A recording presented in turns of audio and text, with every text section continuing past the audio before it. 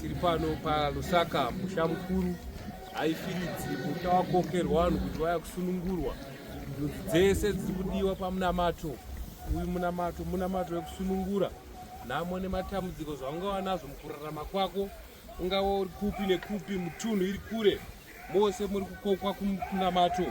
Nhasi izuva remapuhwa mugore rino rekutanga mugore ra2025 kunzi kunyangwe vari nzvimbo dziri kure, vari mhiri kwemakungwa, wari America, Australia, kunyangwe vari kuna South Africa, SADC yese nemukuzara kukura kwayakaita matenderwa kutaura nachiremba muzuva ranhasi, muchitaura paWhatsApp kana kuti online, muchitaura matambudziko enyu, mugone kusunungurwa, mugone kururama, mugone kubviswa kuIjipita muchiiswa kuKenani.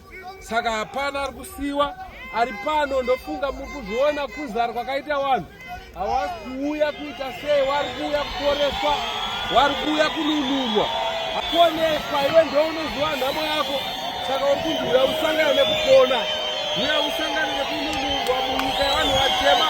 Tiri panzvimbo yenyu, saka haifiridzi musha mukuru. Saka wese anzwa hotero kana kuti akanzwa hotero, kunyange wakanzwa hotero watadza kusvika muzuva ranhasi, mukana wapuwa kuzvishandisa kutaura uri kati nzvimbo yauri, uri kati nenzvimbo yauri, uchishandisa WhatsApp.